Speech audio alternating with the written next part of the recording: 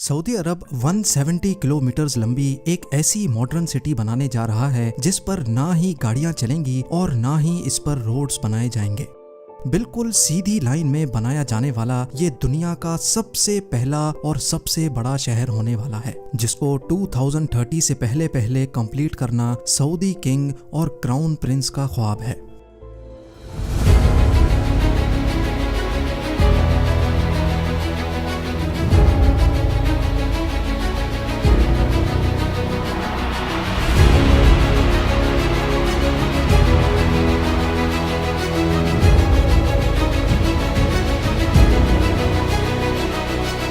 Zeme TV की videos में एक बार फिर से खुशामदीद। नाजरीन, सऊदी रॉयल फैमिली दुनिया की अमीर तरीन फैमिलीज में शुमार की जाती है। अमेरिकन बिजनेस मैगजीन फोर्ब्स और विकिपीडिया के मुताबिक सऊदी रॉयल फैमिली ना मिलियन ना बिलियन बल्कि 1.4 ट्रिलियन डॉलर्स की मालिक है। लोकल करेंसी में बात की जाए तो ये अमाउंट 1050 खरब रुपयों के बराबर बनता है। अगर अभी भी आपको समझने में मुश्किल हो रही है तो आइए इसको और ज्यादा आसान कर देते हैं। Jeff Bezos, Elon Musk, Bill Gates और मार्क ज़करबर्ग के साथ साथ दुनिया के टॉप 17 बिलियनियर्स की दौलत को मिला भी लिया जाए तो फिर भी वो इस शाही खानदान की दौलत से मुकाबला नहीं कर पाएगी। सऊदी अरब के शाही खानदान की दौलत का ज्यादातर हिस्सा इनको यहाँ से निकलने वाले ऑयल की बदौलत मिला। ऑयल निकलने से पहले सऊदी अरब सिर्फ रिलीजियस टूरिज्म पर डिपेंडेंट था, लेकिन 1938 में पहली बार यहाँ ऑयल दरियाफ्त हुआ और देखते ही देखते पूरे सऊदी किंगडम का नक्शा ही बदल गया।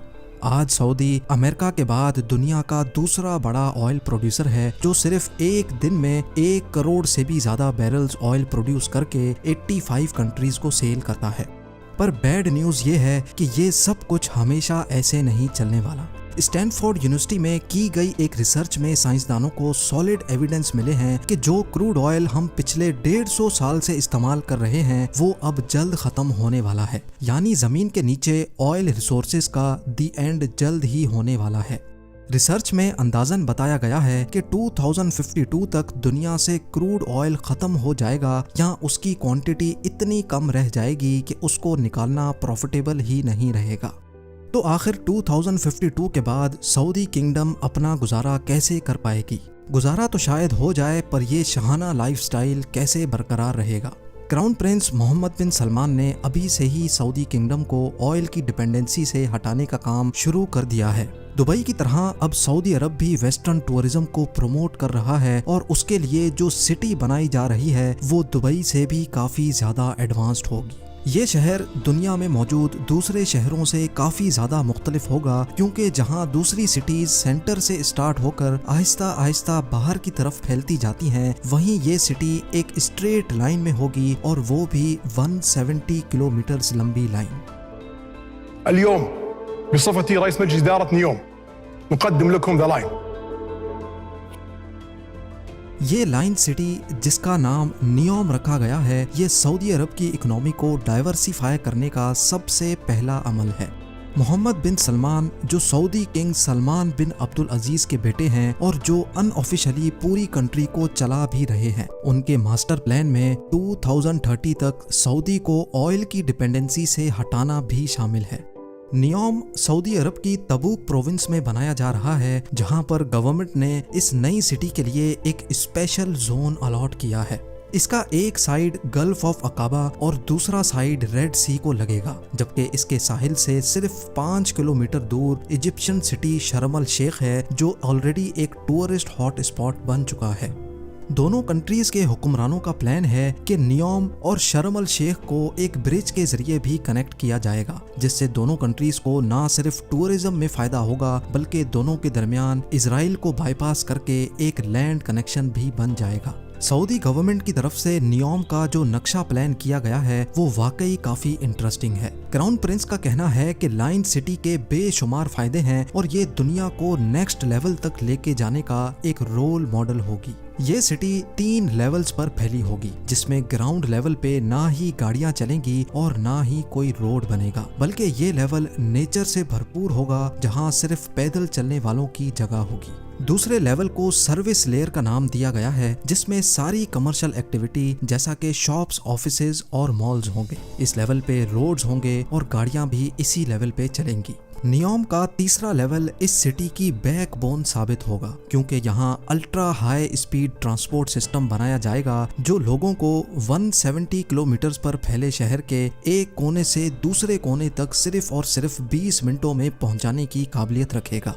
नियोम दुनिया की बाकी सिटीज के मुकाबले में बिल्कुल डिफरेंट होगी, क्योंकि ये पूरी सिटी, इसमें मौजूद electrical system, transport system, industries, सब कुछ रिन्यूएबल एनर्जी के जरिए चलेगा। यानी जो ऑयल 2052 में ख़त्म होना है, नियोम के लिए वो 2030 में ही ख़त्म हो जाएगा। ये लाइन सिटी जहां रेड सी के साहिल से गुजरेगी, वहीं इसका ज्यादातर हिस्सा 4500 फीट ऊंचे पहाड़ों से भी गुजरेगा और सऊदी गवर्नमेंट ने इस हिस्से को ट्रोजेना का नाम दिया है। प्रोजेक्ट की कंस्ट्रक्शन के लिए किसी भी पहाड़ को नुकसान नहीं पहुंचाया जाएगा, बल्कि इसी नेचुरल लैंडस्केप की खूबसूरती को इस्तेमाल करके इसमें डेवलपमेंट की जाएगी, जहां एक vertical village, outdoor ski resort, mountain to mountain transport system, health centre और लग्जरी एंटरटेनमेंट सेंटर्स भी बनाए जाएंगे। इस लाइन सिटी की जियोग्राफिकल लोकेशन ऐसे रखी गई है कि दुनिया की 40% पॉपुलेशन यहाँ 4 घंटे में पहुँच सकती है और सऊदी क्राउन प्रिंस का टारगेट यहाँ 2052 तक 1 अरब की पॉपुलेशन अट्रैक्ट करना है। अब जाहिर है इतनी एडवांस्ड और फ्यूचरिस्टिक सिटी पर खर्चा भी ठीक ठाक होगा। सऊदी गवर्नमेंट ने नियोम प्रोजेक्ट के लिए $500 बिलियन का बजट एलोकेट किया है, जो तकरीबन 37,500 अरब रुपए बनते हैं। अच्छी खबर यह है कि इस प्रोजेक्ट पर काम स्टार्ट हो चुका है। सबसे पहले तो यहाँ और कुछ हो ना हो 1000 एकड़ के एरिया पर फैले आलीशान रॉयल पैलेसेस और रॉयल स्वीट्स बनाए गए हैं। प्राइवेट बीच फ्रंट पर बने और बीच रेगिस्तान में हरे भरे लॉन से घिरे हुए ये महलात सऊदी किंगडम के शाही खानदान की आरामगाह है, जिसमें बज़ाहिर दिखने वाला ये प्राइवेट गोल्फ क्लब और 2 प्राइवेट आइलैंड्स भी हैं। इस पूरे एरिया को नियोम पैलेस का नाम दिया गया है, जहां पर 2 हेलीपैड्स भी मौजूद हैं। खैर, वापस चलते हैं प्रोजेक्ट की तरफ। नियोम सिटी के लिए एक रीजनल एयरपोर्ट भी बनाया गया है, जो कि 2019 से फुली ऑपरेशनल है, लेकिन फिल वक्त ये यहाँ कंस्ट्रक्शन टीम और दूसरे स्टाफ को सऊदी कैपिटल रियाद से नियोम तक लाने के लिए इस्तेमाल होता है। सऊदी हुक्मरान जहां इस प्रोजेक्ट को लेकर बहुत सीरियस हैं, वहीं इनको बहुत सारे चैलेंजेस का सामना भी करना है। इनकी तरफ से ये दावा किया जा रहा है कि नियोम सिटी 100% रिन्यूएबल एनर्जी पर चलेगी। तो फिर सवाल ये है कि पीने का फ्रेश वाटर जो अभी फॉसल फ्यूल के जरिए सी वाटर को फिल्टर करके इकट्ठा किया जाता है, वो बगैर फ्यूल के कैसे मिलेगा? क्योंकि ये बात तो हम सबको मालूम है कि सऊदी अरेबिया में फ्रेश वाटर की कोई एक भी रिवर नहीं है। 1 अरब लोगों के लिए इलेक्ट्रिकल अप्लायंसेज 100% रिन्यूएबल एनर्जी पर ऑपरेट करने के लिए क्या कुछ करना पड़ेगा, और ग्रीन एनर्जी से चलने वाली अंडरग्राउंड हाई स्पीड ट्रेन्स इतना जल्दी कैसे तैयार हो पाएंगी? इन सब सवालों के जवाब बहुत सिंपल है। नियोम में फ्रेश वाटर जनरेट करने के लिए एक नया मेथड अप्लाई किया जाएगा। गिलास से बना एक बहुत बड़ा ग्लोब तैयार किया जा रहा है, जिसको सी वाटर से भरा जाएगा। सोलर मिरर्स के जरिए गिलास ग्लोब को गर्म किया जाएगा और जब अंदर का पानी गर्म होकर स्टीम और फिर वाटर वेपर में कन्वर्ट होगा, तो उसको पाइप्स के जरिए बाहर निकाल लिया जाएगा। नियोम के वाटर सेक्टर के CEO का मानना है कि इस तरीके से हर रोज 5 करोड़ लीटर फ्रेश वाटर बनाया जा सकेगा। रिवर्स ऑस्मोसिस और डीसैलिनेशन जैसी मौजूदा टेक्नोलॉजीज के जरिए फ्रेश वाटर बनाने की कॉस्ट जहां 1000 लीटर पर $1 बनती है, वहीं ये कॉस्ट सोलर डूम में 62% तक कम होकर सिर्फ 38 सेंट्स यानी 28 रुपए रह जाएगी। अब बात करते हैं एनर्जी सेक्टर की। इस फ्यूचर मेगा सिटी की इलेक्ट्रिसिटी डिमांड्स पूरी करने के लिए 100% रिन्यूएबल सोर्स को इस्तेमाल किया जाएगा। सऊदी अरब की लोकेशन के हिसाब से यहाँ ज्यादातर गर्मी रहती है और गर्म इलाकों में विंड कंडीशंस ज्यादा बेहतर होती हैं। इसीलिए विंड टरबाइंस और सोलर की मदद से नियोम पर ऐसे प्लांट लगाए जाएंगे जो पानी और हवा को इलेक्ट्रोकेमिकल सेल के जरिए ग्रीन अमोनिया में कन्वर्ट करेंगे, जो कि एक बहुत इफेक्टिव फ्यूल है। नॉर्मल फ्यूल को जब बर्न किया जाता है तो ऐसी गैसेस प्रोड्यूस होती हैं जो पॉल्यूशन का बायस बनती हैं, लेकिन ग्रीन अमोनिया या ग्रीन हाइड्रोजन 100% रिन्यूएबल एनर्जी से बनाया जाता है। इसी वजह से इसके बर्न होने पर नुकसानदेह गैसेस प्रोड्यूस नहीं होती। फॉसल फ्यूल की तरह ग्रीन अमोनिया को ट्रांसपोर्ट और स्टोर करना भी काफी आसान होता है। अब आ जाते हैं सबसे मेन सवाल पर, यानी अल्ट्रा हाई स्पीड ट्रेन्स जो दुनिया में पहली बार प्रैक्टिकली नियोम में इस्तेमाल होंगी।